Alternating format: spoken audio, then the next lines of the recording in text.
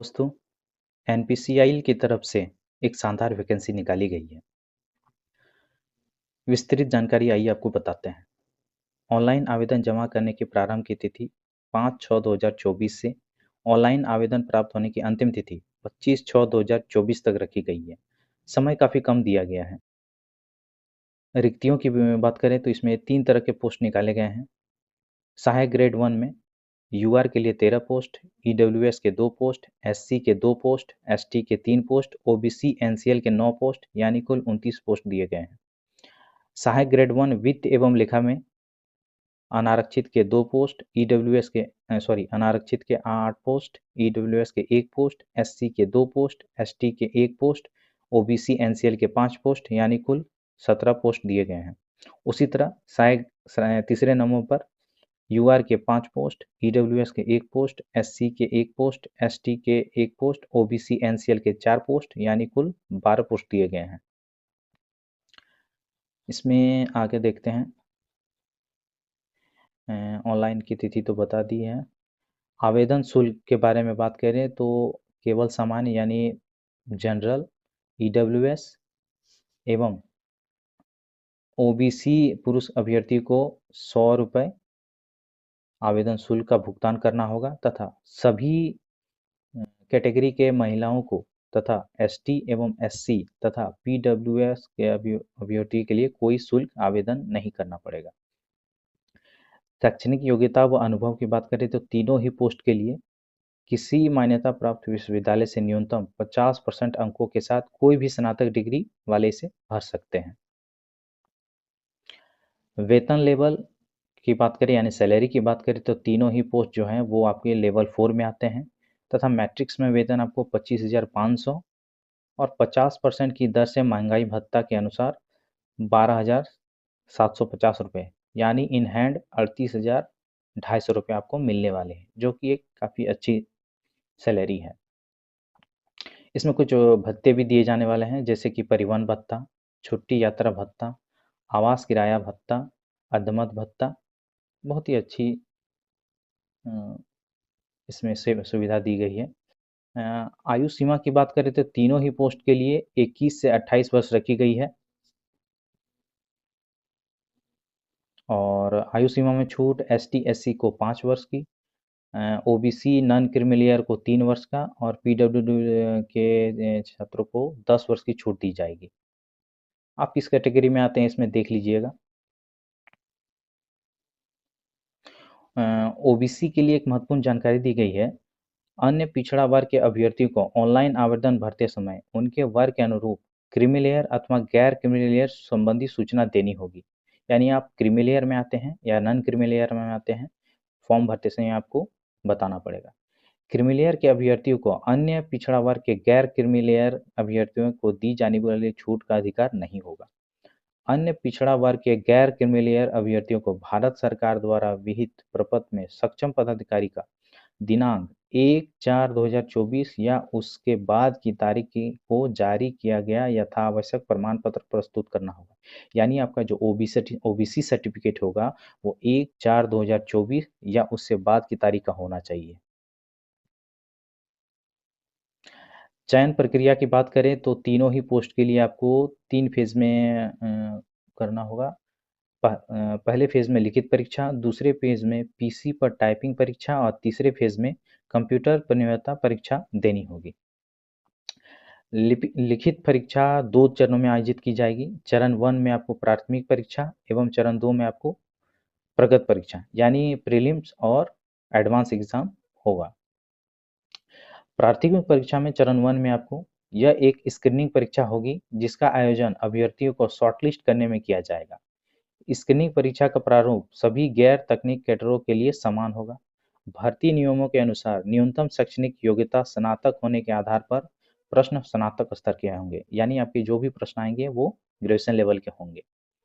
परीक्षा में निम्नलिखित अनुपात में बहुविकल्पीय चयन वाले कुल 50 प्रश्न होंगे। फेज 1 में इसमें आपको सामान्य ज्ञान और ताज़ा जानकारी यानी जीके एवं करंट अफेयर के 25 क्वेश्चन, कंप्यूटर ज्ञान के 15 क्वेश्चन और अंग्रेजी के 10 क्वेश्चन दिए जाएंगे। यह परीक्षा 1 घंटे की होगी एवं इसमें कुल 150 अंक होंगे। इसमें थोड़ा टाइपिंग मिस्टेक हो गया है। यह परीक्षा 1 घंटे की होगी और इसमें कुल आपको 150 अंक दिए जाएँगे। प्रत्येक सही उत्तर के 3 अंक दिए जाएँगे एवं गलत उत्तर के लिए 1 अंक काटा जाएगा। इसमें आपको सामान्य वर्ग यूआर के लिए मिनिमम 40% मार्क्स और एसटी, एससी, ओबीसी, ईडब्ल्यूएस के लिए मिनिमम 30% मार्क्स लाना आवश्यक है। चरण 2 प्रगत परीक्षा यानी एडवांस एग्जाम में आपको यह चरण 1 में भाग लेने वाले सभी अभ्यर्थी चरण 2 में भाग लेंगे, अर्थात जितने भी अभ्यर्थी चरण 1 में भाग लेंगे उन्हें चरण 2 का एग्जाम देना होगा। यह परीक्षा 2 घंटे की अवधि की होगी और अधिकतम 150 अंक होंगे। इस परीक्षा में निम्नलिखित विषय वस्तु से संबंधित 50 बहुविकल्पीय प्रश्न होंगे। इसमें क्वांटिटी एप्टीट्यूड यानी मैथ के 25 क्वेश्चन और क्रिटिकल रीजनिंग के 25 क्वेश्चन दिए जाएंगे। इसमें भी प्रत्येक सही उत्तर के लिए 3 अंक दिए जाएंगे और गलत उत्तर में 1 अंक काटा जाएगा। इसमें भी आपको मिनिमम यूआर के लिए 30% मार्क्स और एसटी, एससी, ओबीसी, ईडब्ल्यूएस के लिए 20% मार्क्स लाना आवश्यक है। चरण 2 के पश्चात केवल चरण 2 में प्राप्त अंकों के आधार पर मेरिट लिस्ट तैयार किया जाएगा, यानी आपका जो मेरिट लिस्ट बनेगा वो फेज 2 में जो एग्जाम होगा उसके आधार पर किया जाएगा। समान अंक होने की स्थिति में मेरिट लिस्ट में स्थान निर्धारण करने हेतु निम्नलिखित मापदंड अपनाए जाएंगे। चरण 2 में प्राप्त कम नेगेटिव अंकों वाले अभ्यर्थी को मेरिट लिस्ट के ऊपर रखा जाएगा, यानी आप अगर नेगेटिव कम करते हैं तो आपको मेरिट लिस्ट में ऊपर रखा जाएगा। ये चरण 2 में। चरण 1 में अधिक अंक प्राप्त करने वाले अभ्यर्थी को मेरिट लिस्ट में ऊपर रखा जाएगा, यानी अगर आप फेज 1 में अधिक अंक प्राप्त करते हैं तो आपको मेरिट लिस्ट में ऊपर रखा जाएगा। चरण 1 में कम नेगेटिव अंक प्राप्त करने वाले अभ्यर्थी को मेरिट लिस्ट में ऊपर रखा जाएगा, यानी आपको कम से कम नेगेटिव मार्क करना है। अभ्यर्थियों की जन्म तिथि अधिक आयु वाले अभ्यर्थी को मेरिट लिस्ट में ऊपर रखा जाएगा। इसमें एक सबसे अच्छी बात है कि प्राथमिक एवं प्रगत परीक्षाएं एक ही दिन आयोजित की जाएंगी और यथावश्यक 30 से 120 मिनट तक का अंतराल दिया जाएगा। इस अंतराल के दौरान अभ्यर्थी को परीक्षा केंद्र के बाहर जाने की अनुमति नहीं दी जाएगी, यानी आपके फेज 1 और फेज 2 के जो एग्जाम हैं प्रीलिम्स और मेंस दोनों एक ही दिन में किए जाएंगे और इसमें दोनों के बीच 30 से 20 मिनट का आपको अंतराल दिया जाएगा, लेकिन आपको परीक्षा केंद्र से बाहर जाने की अनुमति नहीं होगी। चरण 2 परीक्षा की मूल्यांकन केवल तभी किया जाएगा जबकि अभ्यर्थी चरण 1 की परीक्षा में उत्तीर्ण के लिए हो। चरण 2 के आधार पर तैयार की गई मेरिट लिस्ट के अनुसार अभ्यर्थी को कौशल परीक्षा हेतु शॉर्टलिस्ट किया जाएगा। कौशल परीक्षा के लिए शॉर्टलिस्ट किए जाने वाले अभ्यर्थियों की संख्या लिखित परीक्षा में उत्तीर्ण अभ्यर्थी की संख्या पर निर्भर करेगी, किंतु यह संख्या प्रत्येक पद वर्ग की रिक्तियों की संख्या के 5 गुने से अधिक नहीं होगी, यानी जितने भी आपके वैकेंसी होंगे उनके 5 गुने को बुलाया जाएगा आपको। शॉर्ट लिस्टिंग के दौरान समान कट ऑफ अंकों वाले एक से अधिक अभ्यर्थी हों तो ऐसे अभ्यर्थियों को कौशल परीक्षा हेतु शॉर्टलिस्ट किया जाएगा। अगर दोनों के एक ही अंक हो, समान कट ऑफ हो तो फिर दोनों को ही बुलाया जाएगा। इसमें कौशल परीक्षा में आपको पर्सनल कंप्यूटर पर टाइपिंग प्रवीणता परीक्षा आयोजित करने की प्रक्रिया। अभ्यर्थी को अंग्रेजी भाषा के कम से कम 30 शब्दों युक्त छपा हुआ आवर्तन जारी किया जाएगा। जिन्हें हिंदी भाषा में टाइपिंग परीक्षा देनी होगी उन्हें भी हिंदी भाषा के कम से कम 300 शब्दों युक्त छपा हुआ आवर्तन जारी किया जाएगा, यानी आप हिंदी में भी दे सकते हैं और अंग्रेजी में भी टाइपिंग दे सकते हैं। परीक्षा की अवधि 10 मिनट की होगी जो नीचे दिए गए पैरा 3 की शर्तों के अधीन होगी। अभ्यर्थी को इस दिए गए अवतरण को कंप्यूटर पर वर्ड प्रोसेसिंग सॉफ्टवेयर में 30 शब्द प्रति मिनट की गति से अंग्रेजी में तथा 30 शब्द प्रति मिनट की गति से हिंदी में कुल 10 मिनट के भीतर टाइप करना होगा, यानी टाइपिंग स्पीड आपको 30 वर्ड प्रति मिनट करनी होगी। इसमें अभ्यर्थियों को इस टाइप किए गए अवतरण को आपूर्त किए गए हैंड आउट में दिए गए तरीके से फॉर्मेट तथा इसका प्रिंट आउट लेने के लिए 5 अतिरिक्त मिनट दिए जाएंगे। फॉर्मेटिंग की निम्नलिखित विशेषताओं का परीक्षण किया जाएगा। यहाँ कुछ महत्वपूर्ण जानकारी दिया गया है जिसे आप खुद से ही थोड़ा पढ़ लीजिएगा। यदि अभ्यर्थियों ने अवतरण को ये सब उतना जरूरी नहीं है, बाकी आप खुद से थोड़ा देख लीजिएगा।